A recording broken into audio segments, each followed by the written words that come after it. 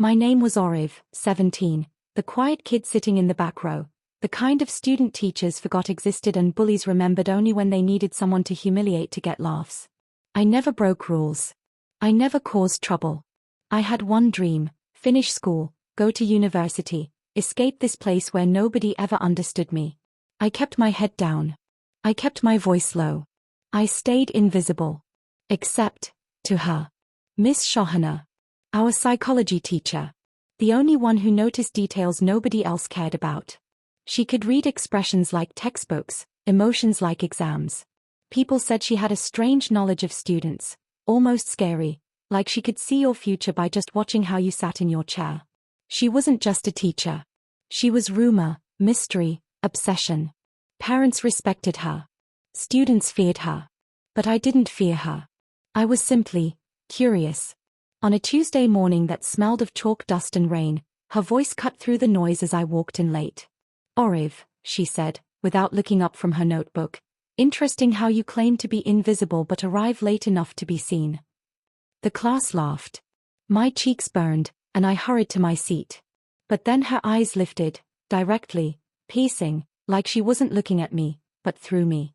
"Tell me," she asked in a voice too calm to be casual, "have you ever wondered who you would be if no one expected anything from you?" That question landed like a whisper and a punch at the same time. Did she mean something? Was she testing me? Or was she just being her usual mind-reading self? I said nothing. She smirked. And that smirk felt like a trap. 3 days later, she asked me to stay after class. No witnesses. No classmates. Just the ticking clock and her. "You are different," she said, closing her folder. "You think differently. You feel differently. And you hide differently." "I don't know what you mean." "That," she replied, stepping closer, "is exactly what I mean." My heart raced harder than during exams. Then she handed me an envelope. "Open this at home. Not here." "What is it?" I asked. She smiled, slow, deliberate. "A chance. A challenge. A bet, if you're brave enough to play." A bet. I didn't even gamble in cards during lunch breaks. But something about her voice made the word bet feel less like risk and more like destiny. I opened it at home, door locked, curtains shut, like it was forbidden treasure. Inside was a silver card with handwritten words. "Black right arrow if you lose. You comply without questions if you win. You own my secrets." What secrets? About what? About me? About her? There was also a small sealed box with no label, no clue. And a note. "Wear this tomorrow. Do not fail." My breath got stuck. Was she serious? I opened the box. And froze. Inside was a velvet scrunchie, soft pink, feminine, delicate, and sparkling with tiny rhinestones. I stared at it as if it might explode. A scrunchie. Why that? Why me? And then the worst realization. She expected me to wear it, to school, publicly. That night, I couldn't sleep. That pink scrunchie sat on my desk like a ticking bomb. If I wore it, I'd be humiliated. If I didn't, I would break whatever this was: challenge, test, bet. And she'd win without starting. But the question twisting in my chest wasn't humiliation. It was, why did part of me want to see where this led? Why did something deep, unexplainable, hidden inside me whisper yes? I stood before the mirror, holding the scrunchie. My black hair was long enough, messy, unstyled, always falling in my eyes. Tentatively, I gathered it, tied it, and in that small moment, that tiny tug of elastic, something happened. Not dramatic. Not magical. Just different. The mirror showed a version of me that felt like a lie and a truth simultaneously. More vulnerable. More exposed. More seen. I ripped it off, threw it on the bed, paced the room. This is stupid. I can't wear this. But the mirror kept calling. My hand trembled as I held the scrunchie. No one would notice, I told myself. There are hundreds of students. Teachers don't look that closely. But she would notice. The thought of disappointing her terrified me more than the thought of being mocked. So I tied my hair up. A simple ponytail. But the scrunchie sparkled, like it owned me. The moment I stepped into class, whispering started like static in the air. "Is that a girl's scrunchie?" Why is he wearing that? He thinks he's cute now? I swallowed the burn forming in my throat. I Saturday. And waited. Miss Shohana entered. Her eyes saw it instantly, of course, and she smiled without smiling. She didn't address it. She didn't acknowledge it. She just looked satisfied. But after class, when everyone left, she finally spoke. You followed instructions. Yes, I said quietly. How does it feel? I don't know. You do, she said softly, stepping close enough that her perfume drifted around me. You're just afraid to admit it. Her confidence unnerved me more than her mystery. Then she said the words that changed everything. That was only step one. My breath caught. She leaned closer and whispered near my ear. You lost the bet the moment you opened the box. I froze. She continued, since you opened it, you accepted the game. And now, you play. I remembered the rule. Black right arrow if you lose, you comply without questions. What else do I have to do? I asked, voice barely audible. She smiled. A commitment. A transformation. 1 week. My rules. No backing out. And if I refuse? You won't, she said calmly, because part of you wants this. Her certainty shook me. Why me? I whispered. Because I saw something in you on the first day, she said, walking toward the door and holding it open, something you're terrified the world might see, but secretly wish it would. I stood, unable to speak. Oh, an olive. Yes. Tomorrow, don't wear the scrunchie. Relief washed through me. Then she added. Tomorrow, wear something more feminine. My stomach dropped. What do you mean? A bracelet, lip gloss, a soft sweater. Whatever fits the girl you're hiding. I'm not. She raised a finger to silence me. Tomorrow, she repeated, show me the version of you the world has never seen.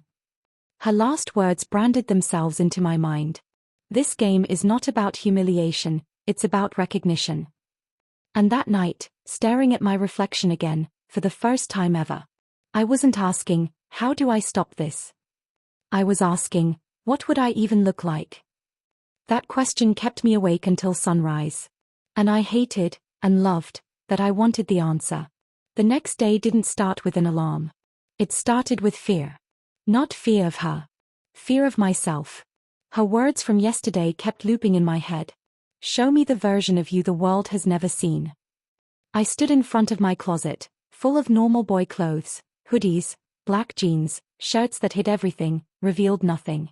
I didn't own anything feminine. So why was my heart beating like I expected something to magically appear? I remembered the velvet box. The scrunchie had come from somewhere. Had she planned further? Did she know I would keep playing? I checked the envelope again, nothing. Then my phone buzzed. Unknown number. Her. A message. Black right arrow, check your school locker. You're late. Don't disappoint. S. My heartbeat stopped. Then restarted twice as fast. There was a small bag inside, black, sleek, with a thin ribbon tied like a gift. Hands trembling, I opened it. Inside. A soft beige sweater. Light peach-tinted lip balm. A bracelet, silver, with a single tiny charm shaped like a star. Not a dress. Not heels. Not a wig. Just enough to change something subtle, yet undeniable. Was she testing how far I'd go willingly? Or how far curiosity could drag a drowning boy? The schoolboy's bathroom felt forbidden for what I was about to do. I locked myself in a stall, breathing like I had run a marathon made of panic. I slid off my old hoodie, replaced it with the beige sweater. It fit close. Too close, outlining my frame in a way clothes never had. Then the lip balm.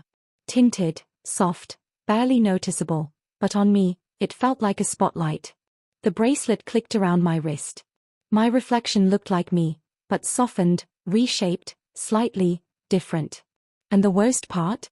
The part one didn't want to admit? I didn't hate it. I actually felt warm. Pretty wasn't the right word. But it wasn't the wrong word either. She walked into class with the confidence of someone who orchestrates outcomes instead of observing them. Her eyes found mine instantly. Not the scrunchie anymore. Not just my hair. Her gaze lowered, sweater, bracelet, lips. Her smile grew, slow, proud, knowing. A subtle start, she murmured as she walked past me, but a start nonetheless. No one else heard it. But I felt it. Like a hook pulling me further. Whispers again. But different. Confusion instead of mockery. Curiosity instead of disgust. Is he changing his style? He looks softer. Is that lip gloss? I expected humiliation to burn me alive. Something else happened. A girl leaned over. I like the bracelet, she said softly. I froze. Thanks, I whispered. Another nodded at the sweater. Someone else smiled. Small, harmless gestures, but they landed like lightning strikes in my chest. Being seen wasn't always punishment. Sometimes, being seen felt like oxygen. Everyone left. She didn't ask me to stay. I stayed anyway. She closed the door, quietly, not with anger, but with anticipation. Tell me what you felt, she said. I didn't answer. She stepped closer. Not the fear, not the confusion, the other thing. My voice cracked. I don't know. You do, she said softly. You just learned it has a name. What? She leaned in, her voice a breath. Recognition. I swallowed hard. She circled me slowly, not like a predator stalking prey, more like an artist studying a sculpture. Oriv, she continued, some people hide because the world demands it. Others hide because they are terrified of who they might become if they stop. And which one am I? You, she said, stopping directly in front of me, eyes locked, are both. Then she dropped the bomb. Tomorrow is not subtle. Tomorrow is audience. What does that mean? You will not hide in the back row. You will sit in the front. That's it. No, she smirked, that's the stage. The costume comes tonight. Costume. She lifted another small box from her desk, placed it in my hand. Not a scrunchie-sized box this time. Bigger. Heavier. An Oriv, she said, pausing at the door. Do not open it until you're ready to meet her. Her. Who was her? Me, but not me? The version I hadn't met? The version she believed existed? Or the version she wanted to create? That box sat like a forbidden spell on my bed. Dinner went untouched. Homework forgotten. The only thing louder than silence was my heart. Finally, I opened it. Inside. A soft white blouse with pearl buttons. A pleated skirt, navy, short but not extreme. Sheer tights, folded neatly. And a note. Black right arrow, be curious, not ashamed. My legs weakened. I sat on the floor, the skirt in my hands. This wasn't subtle anymore. This was transformation. This was surrender or rebellion.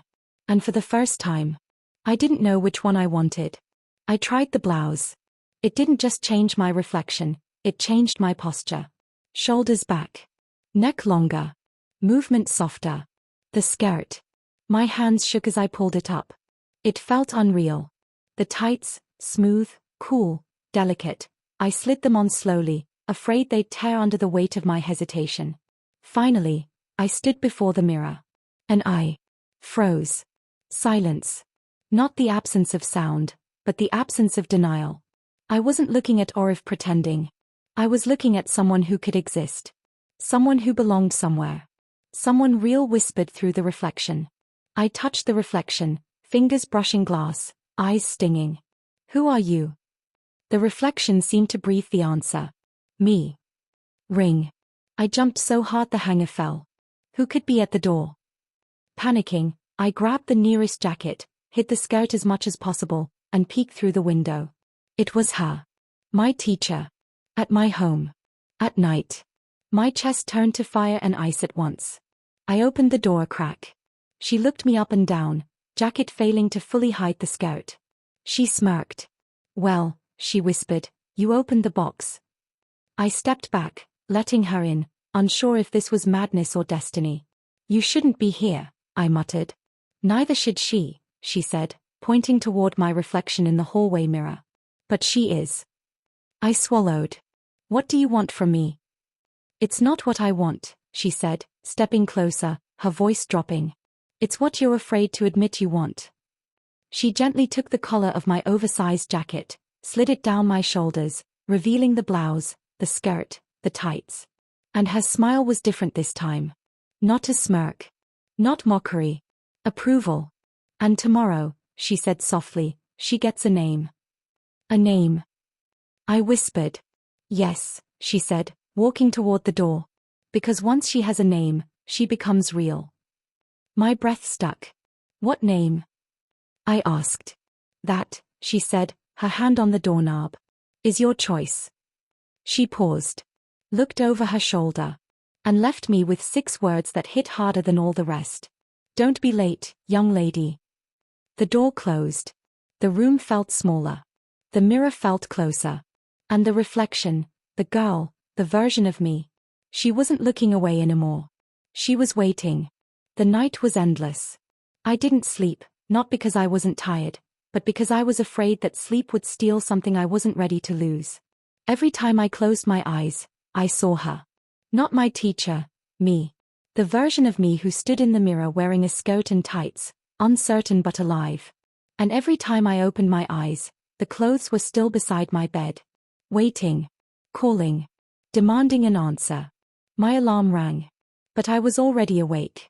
I stared at the ceiling, asking the same silent question over and over.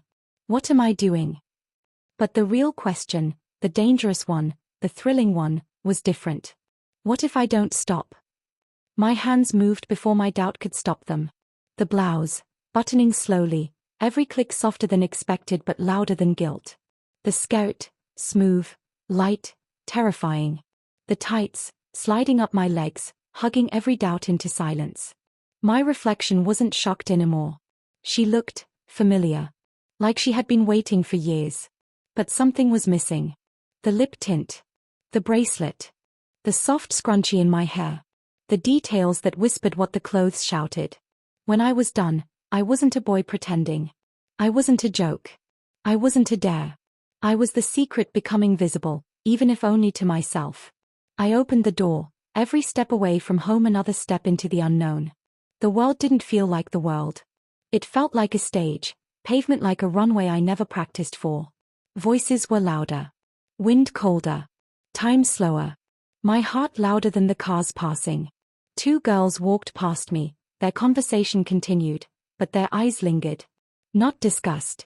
Not laughter. Confusion dipped in curiosity. A boy crossed the street, looked at me, then looked again, slower. Like he was trying to solve a puzzle nobody asked him to. My mind screamed. Turn back. Undo it. Erase it. But my feet kept going. Because turning back would mean admitting something that scared me more than being seen. That I didn't want to turn back.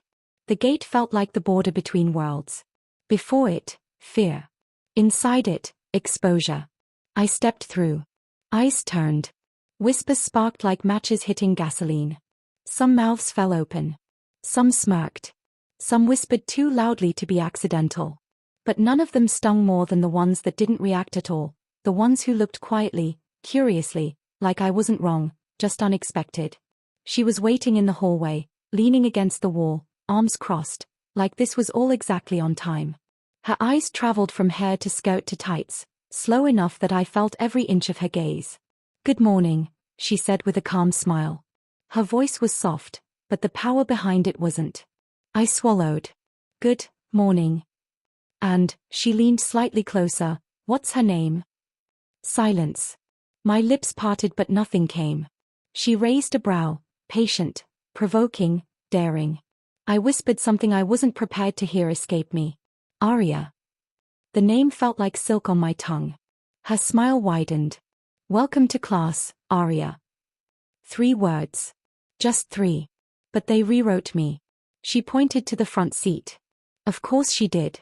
Walking through the class felt like wading through water, slow, heavy, every pair of eyes clinging to the fabric of my courage. I Saturday. My legs crossed instinctively, like the body knew something before the mind caught up. The lecture began, but I couldn't hear anything. Not truly. Every sound was background noise to the thunderstorm in my pulse. Until she said my name aloud. Not Oriv. Not hey, you. Not boy, not student. But, Aria, could you read the next passage? The room froze. Eyes locked. Every breath waited. I picked up the book, hands shaking, but voice steadier than fear predicted. As I read, the world didn't end. No one screamed. No one burst into flames. They simply listened. And in that impossible moment, I wasn't surviving. I was existing. But stopped. At break, I fled to the bathroom. Boys? Girls? My throat tightened. Neither felt safe, both felt wrong, so I wandered until I found the empty art room. I sat on a stool, head in my hands, breathing uneven. What am I doing? I whispered. A voice from the doorway answered. Being bold. I turned, a girl from class, the one who complimented my bracelet before. She stepped inside. Close. Closer. Can I ask something? She said. I nodded. Are you doing this because someone forced you or because it feels right? The truth threatened to spill. It's complicated. Most real things are, she replied gently. Then she surprised me. She reached out, fingertips brushing my cheek, not romantically, but reassuringly, like brushing away doubt. If Arya is who you are, she said softly, then she suits you. My eyes burned but tears stayed prisoner. No one had ever said something like that.